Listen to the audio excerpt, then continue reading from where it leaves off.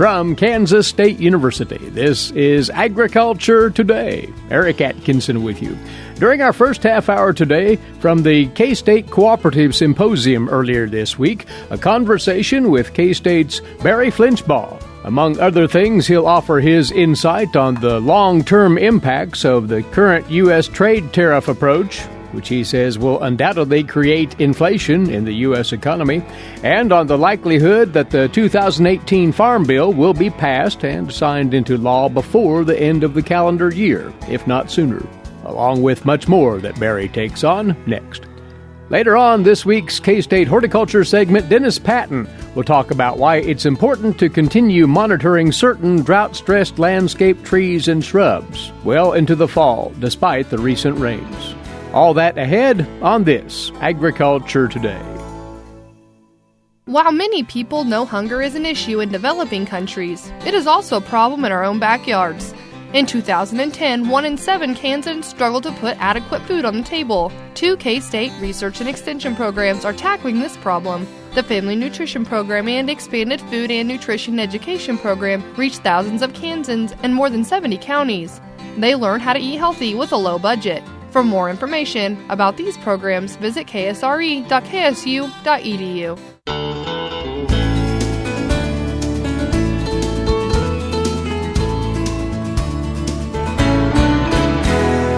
This is Agriculture Today. Welcome once again to you. Well, the Arthur Capper Cooperative Center at K-State hosted earlier this week the 2018 K-State Cooperative Symposium. Leaders in cooperative management and agribusiness from all around the state in attendance. Among the featured presenters there, Professor Emeritus in Agricultural Economics at K-State and a very familiar figure in Kansas agriculture, Barry Flinchbaugh, joined yours truly on the stage for a conversation about lead topics in agriculture currently. Principal among those, as you might anticipate, trade issues, where Barry, as you might also anticipate, pulled no punches. We are about to embark on a trade war that is, frankly, damn stupid. And the evidence is clear. No one, absolutely no one, wins in a trade war. All participants eventually lose. I've heard as I've traveled since we started talking about a trade war that, well, we'll put up with initial loss, the initial pain, for the long-term gain. I would just ask you this question. What is the long-term gain? This morning, the president took after the Federal Reserve, which is a no-no. Presidents don't do that. Of course, this one does lots of things that presidents don't do. The Federal Reserve System is totally independent. It's none of his damn business to try to tell them what to do. Now, they're fighting inflation, and they're going to increase interest rates because a tariff is a tax, and all tariffs are inflationary. So get ready for input costs to go up. It's not economics, it's pure politics. And unfortunately, agriculture is an innocent bystander.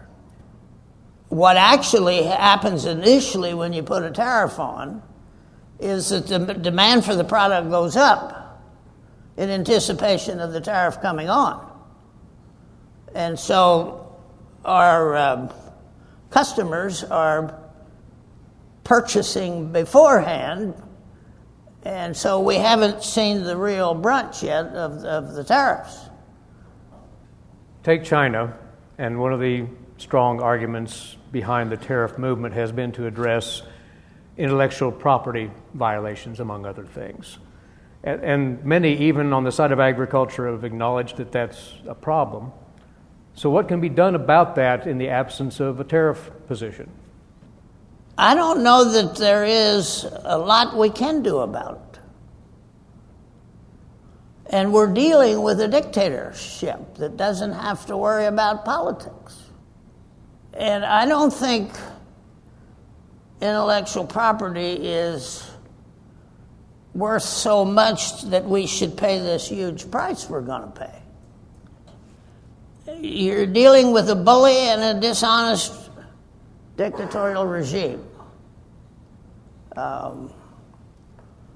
That's number one. Number two, we had devised a method of dealing with them that would have been the most effective. I don't think there's anything that will totally solve the problem. But it was called TPP, remember? Trans-Pacific Partnership. The president pulled out of it on his 5th day in office. Now China plays each of those 12 countries against each other. Now the 11 are trying to exist without us. Well, that's not going to work. But one of the reasons for a trans-Pacific partnership, one of the reasons for a multilateral trade agreement was frankly to actually create another bully, that we could go toe-to-toe with China. You know, you put Japan and Canada and Mexico and the United States all in a trade agreement. China can no longer divide and conquer.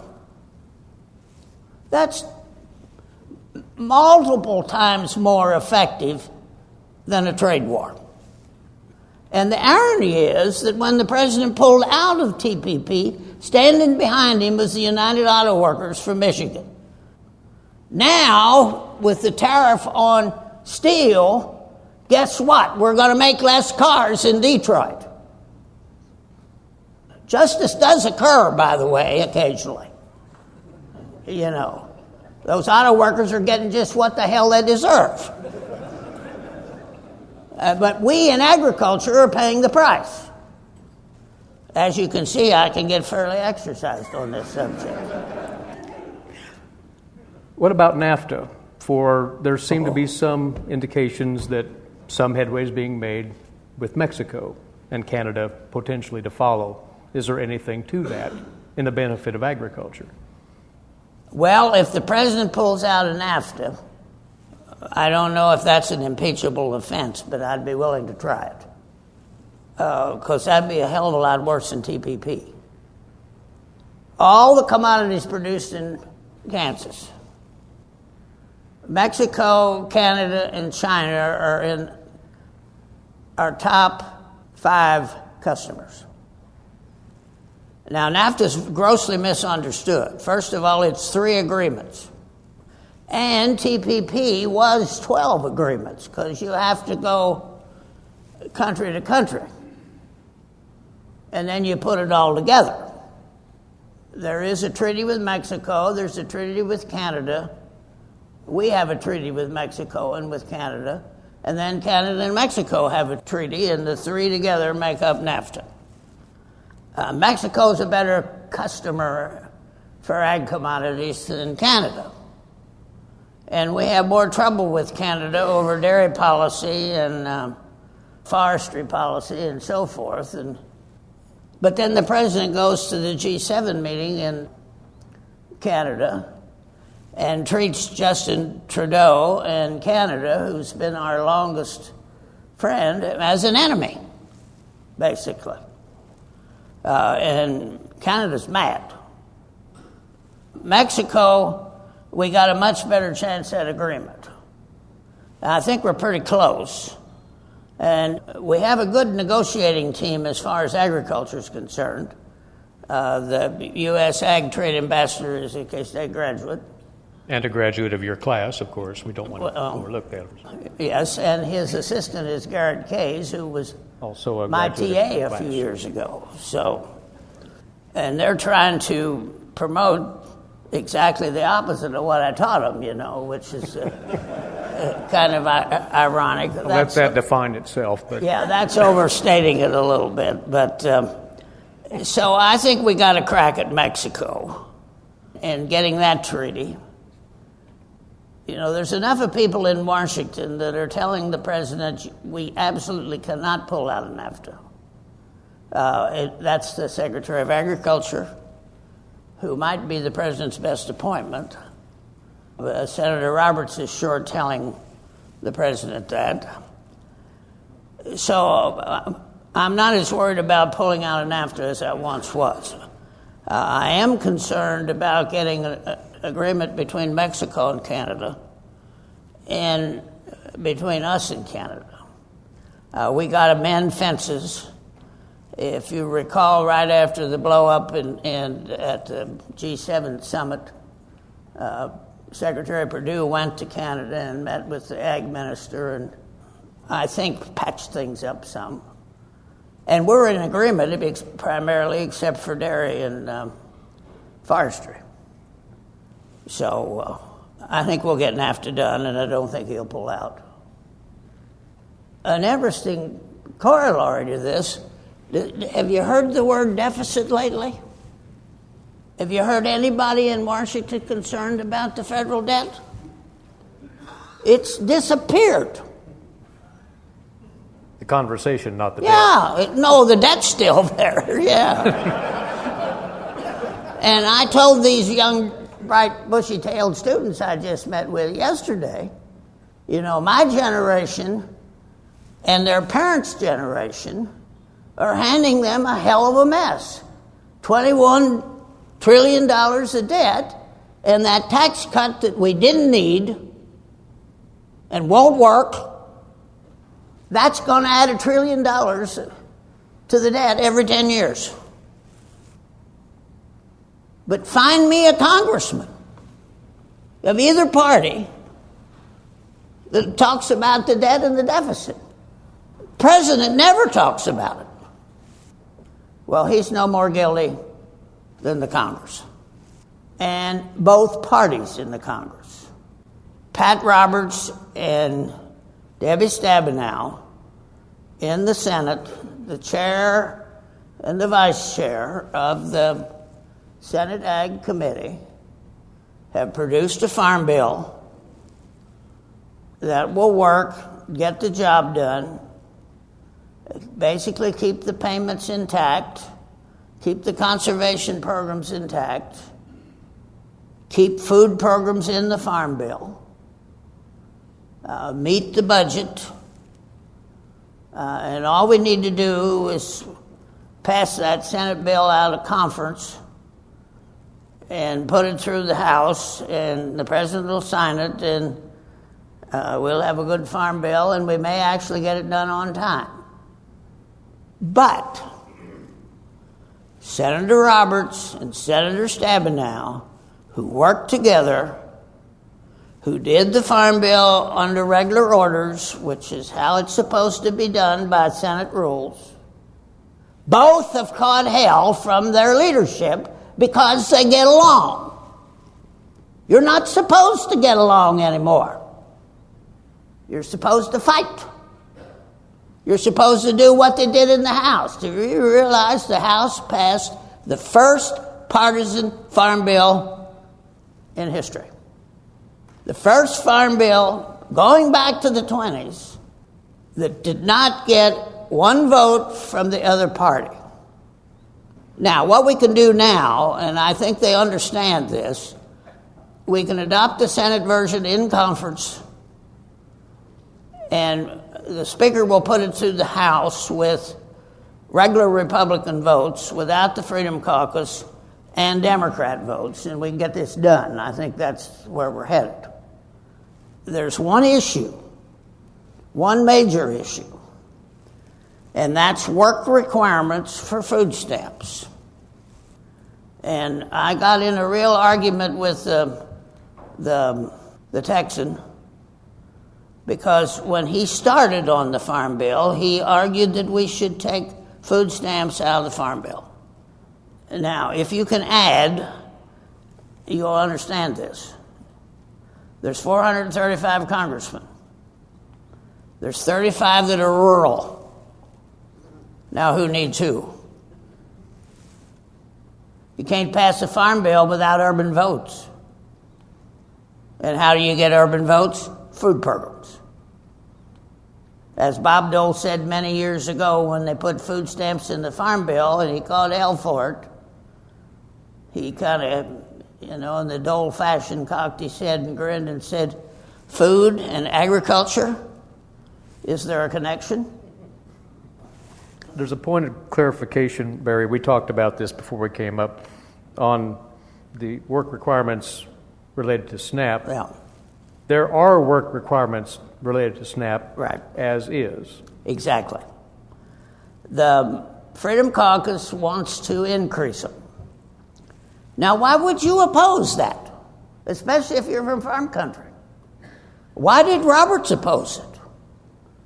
I mean, he caught some hell for it. Well, as he said, I need 60 votes. And I can't get 60 votes if I increase those work requirements. So that's why they didn't. It's not a simple majority. Now, the compromise will be they'll do some window dressing and they'll increase some work requirements, minor. Then they'll get Democrat votes in the House, and we'll put it all together. So you think there will be a compromise, and there will be a bill? I think it's already decided. It hasn't just been announced yet.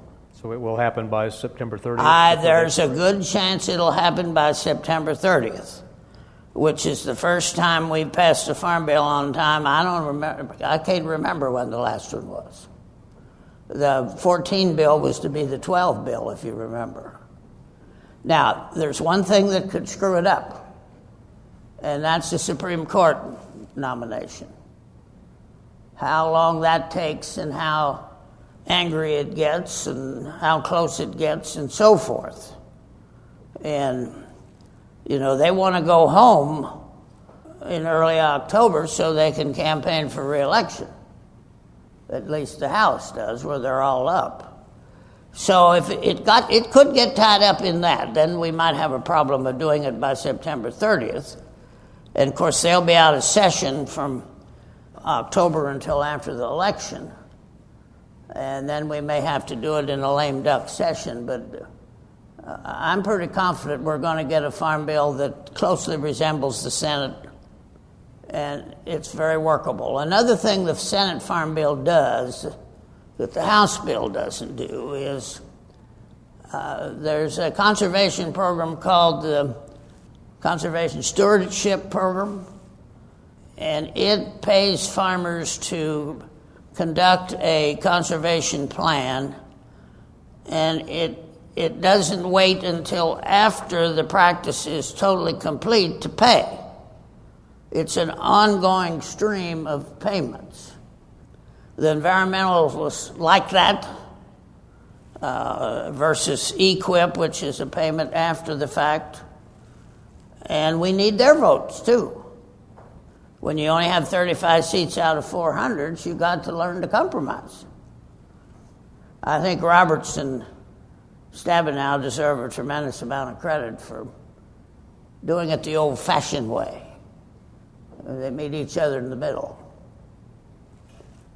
Let's talk about the midterm elections then. Very generically, what does agriculture have at stake in the midterms? Well, not a hell of a lot. The midterm election is going to primarily be fought over, they won't say the word, but impeachment. That's the hidden agenda. We need to stay out of that as much as possible and work with Purdue. I don't think there's any chance the Senate will flip, because it's just a coincidence, because there are a lot more Democrat seats up for re-election than Republican seats. 2 years ago it was the opposite, and the Republicans almost lost control. They're down to, 1 or 2 seats now. It's going to be really hard for that to flip. I don't know that it will. The House, history tells you it's going to flip. presidents lose a lot of seats in the House their second year, their first midterm election.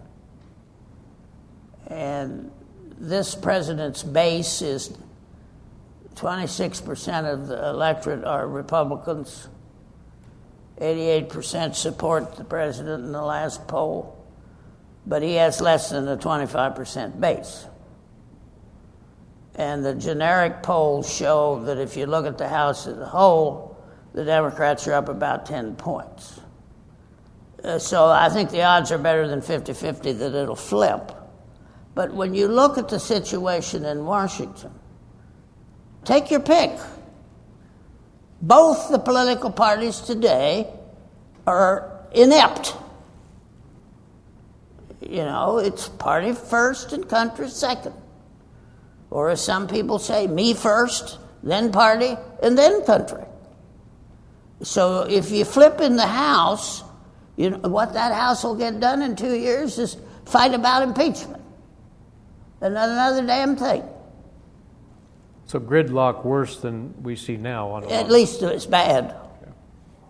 This is probably the worst gridlock we've seen when one party controls everything. I mean, they control everything, and they can't get anything done. So you turn one part to the other party, it sure isn't going to get gridlock, isn't going to get any better. But it's just not a big issue for agriculture, I don't think. Because we get that farm bill passed at least by the end of the year, if not by September 30th. And the president has, one thing probably would come out of a Democrat House was to take away his authority to put tariffs on. And the Republicans might be hard-pressed to vote no, because it's not popular. And wait till the prices start going up. And the consumer gets that figured out. Professor Emeritus in Agricultural Economics at Kansas State University, Barry Flinchbaugh. Remarks from Barry at the 2018 K-State Cooperative Symposium, which was held earlier this week here in Manhattan. You're tuned to Agriculture Today. We'll return with more after this break. Did you know every Kansas farmer feeds 128 plus people? Kansas farmers are hard workers, dependable, authentic, and sensitive. Not only do farmers put food on your table, but they put clothes on your back and fuel in your car. For more information about Kansas farmers, visit K-State Research and Extension online or stop by your local extension office. This message has been brought to you by the K-State Animal Sciences Leadership Academy participants.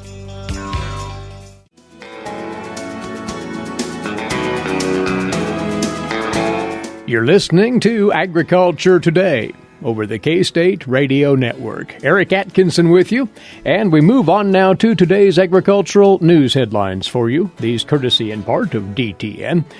Well, according to Mexico's chief trade negotiator in comments yesterday, U.S. and Mexican officials are close to resolving some of the sticking points that have stalled the negotiations to overhaul the North American Free Trade Agreement. Economy Minister Alfonso Guajardo spoke before entering the offices of U.S. Trade Representative Robert Lighthizer in a last-minute dash to reach an agreement before the end of this month.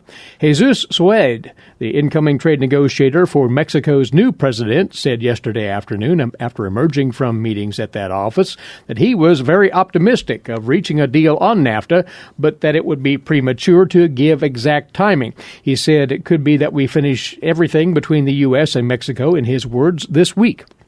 Now, trade negotiators for both countries want to sort out the bilateral trade issues in the treaty before Canadian negotiators rejoin those talks, possibly in coming days. All three countries are racing against the clock under U.S. law. Congress can only vote on a new deal after 90 days, meaning the earliest vote would come in late November. That would be just days before Mexican President Enrique Peña Nieto leaves office on December the 1st.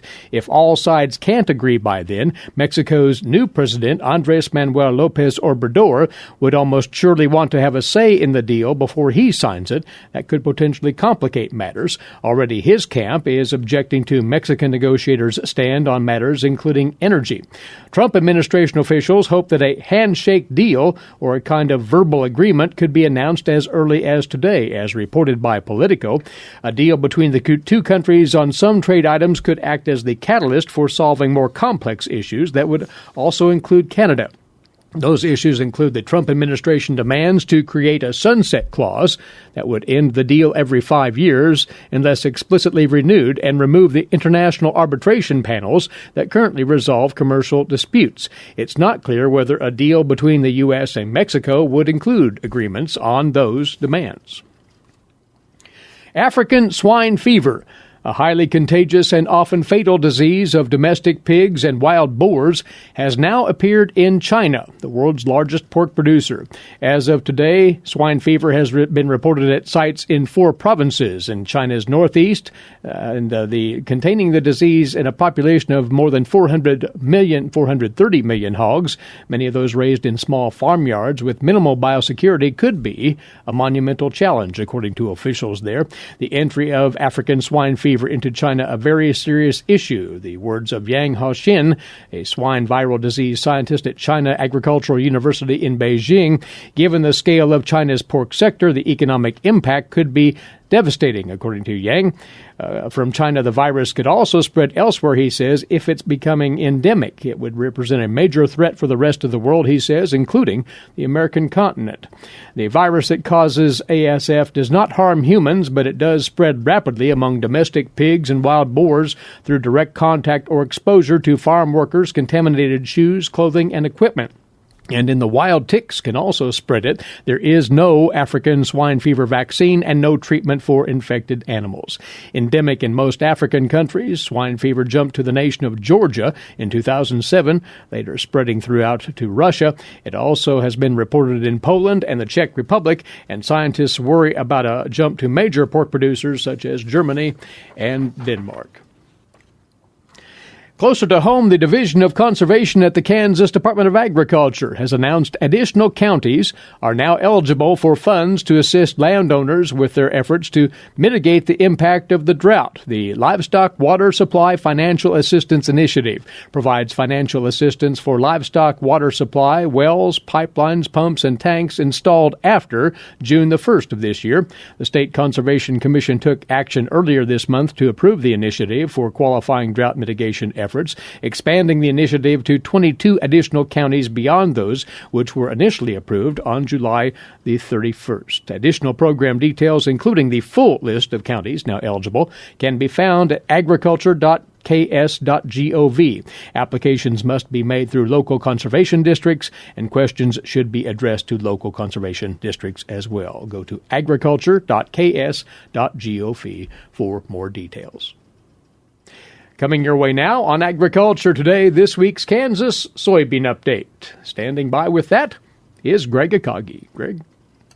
Jessie Freeman from Louisville, Colorado, will be a senior at Kansas State University, and she served as one of the interns this year with Kansas soybeans. And Jessie, a busy summer, I'm sure, serving with Kansas soybeans. Absolutely. Kept us very, very busy. What were some of the activities that you did in your internship? One of the first things that we got on was preparing the Kansas Congressional Economic Impact and Statistical Abstract of Agriculture, and that was for us to be able to present to Washington, D.C. staff of elected officials to kind of give an emphasis on just how much income and just how much contribution agriculture makes to the state of Kansas. It was nice to have that type of involvement, see kind of the inner workings of being able to talk with officials at Washington, D.C. I don't have a background in agriculture, so it was very eye-opening to see, even broken down to the crops contributed by each congressional district. It was really, really eye-opening and very, very informational for us both. Not having a background in agriculture, what got you interested in wanting to be a part of this internship? It's kind of a crazy story. I served 8.5 years in the Army as a helicopter pilot, got medically discharged a year and a half ago, and wanted to stay in agriculture because basically I don't want to move to a city because I've lived in big cities and just not really exciting to me. So I'm actually looking at going to rural legal practice eventually. I'm applying to law school, probably a semester. So I wanted to get kind of a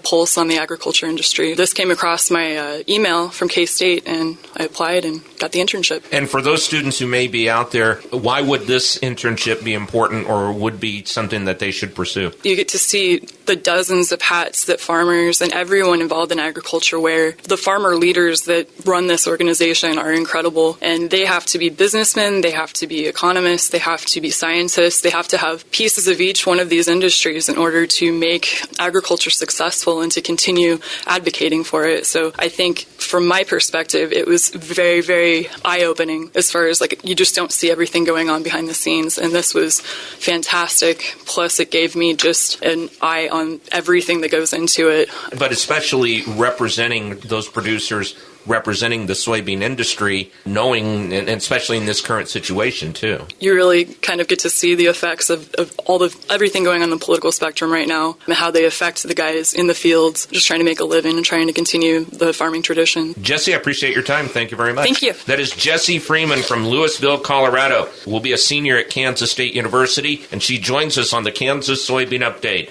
It's brought to you by the Kansas Soybean Commission. Thanks, Greg. And this is Agriculture Today.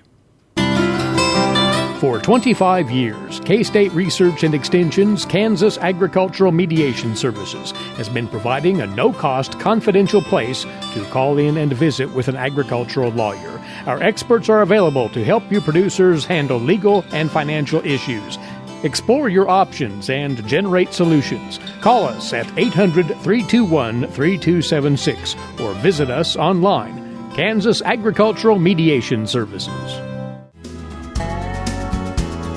For you now on Agriculture Today, our weekly venture into horticultural matters, and joining us once more to talk this time about the weather stressors on our ornamental plants this summer and how that might affect your management of those plants into the fall.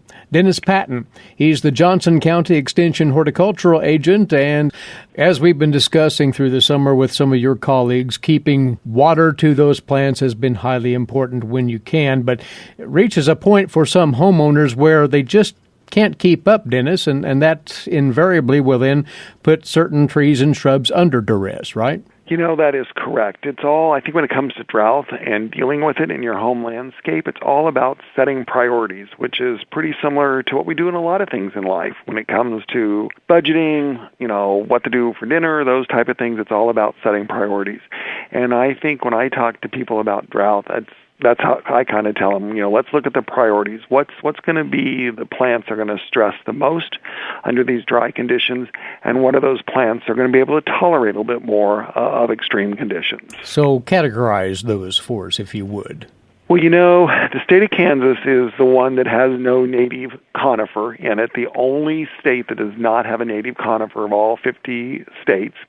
And so evergreens are going to be the plants that stress the first, because really none of them are native except, our red cedar juniper, which is a Kansas native, but, the pines, the spruce, those are all non-natives. And those are the plants that just cannot take our combination of summer heat and summer drought and really withstand it for the long term. So, in the case of those conifers, what will be the outward signs that they are, in fact, stressing and will need attention, not just here and now, but well into the fall? That is really the $54,000 question, Eric, because unlike our deciduous trees, if they get under a little drought stress, you'll see a wilting, you'll see thinning of the leaf canopy, those type of things. But unfortunately, with our evergreens, they really show no symptoms until it's really too late. And by that I mean the symptoms they're going to show are browning of the needles, dieback of the branches, but at that point in time, the plant is probably already toast. It's probably already gone. So that's why we need to be more proactive instead of reactive when it comes to watering our evergreens. Because if we're waiting till we see signs of drought stress, which may happen 2, 3, 4, 5 months down the road, it's too late. The plant's going to go ahead and be dead. So your point there would be if you sense at all as a homeowner that your landscape evergreens have been put under stress, go ahead and water them even though they might look relatively healthy. Exactly. That is exactly the talking point there.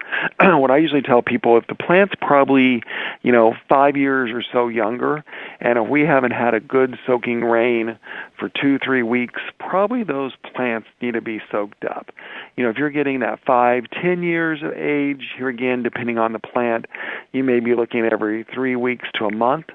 But definitely, if we don't have a good, deep soaking rain within a month, then probably every evergreen, maybe outside of the junipers, in your landscape needs some attention with a deep, thorough soaking of water. Well, Dennis, beyond evergreens, then, other plants that would fall into this same consideration as far as watering those into the fall? Right. I think it all goes back to setting priorities. And I think the priority means investment. In other words, how long does it take to get that plant to a good size, or how easy or less expensive is it to replace? So here again, those young trees and shrubs that have been in the ground 3-5 years or less, they would probably be the next category or tier of plants you would want to make that deep soaking watering on. And, if it gets to push comes to shove with either water amount, quantity of water, or the other factor that comes into water is cost of water.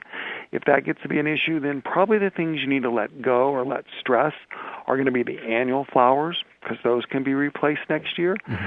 Some may even put the lawn in that category, because a lot of times our lawns can go dormant and survive a fairly good dry period and then respond and come back. So I think it's all about how long it takes for that plant to work for you in the landscape, and then what's it going to cost to replace if it does fail. And to me, I think that's a good way to set the priorities when it comes to prioritizing where the water goes in the landscape.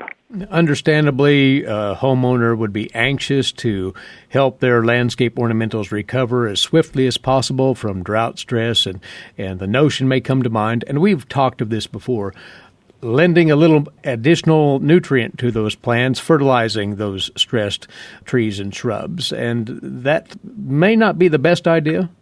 That's another good point you're bringing to the table. A lot of times when people think a plant's under stress, they need to feed it. They need to give it fertilizer, because fertilizer is going to make everything grow lush and happy. But the analogy I use a lot of times is, think about you. When you're sick, you're under the weather, you're not feeling well, the last thing you want to do is bulk up on a big, heavy meal. It just does not sound appetizing. And unfortunately, what can happen to a plant under drought stress or other issues is that you can want that plant to work so hard to push new growth that it actually uses more of the stored food and actually puts more stress on the plant. So my advice to plants that are dealing with this drought is lay off the fertilizer and just provide the water, because the plant's just trying to survive. We're not really trying to get that plant to utilize that fertilizer, turn it into food, energy, and new growth. So sometimes just lay off the fertilizer so that plant gets its legs back under it, so to speak. All right.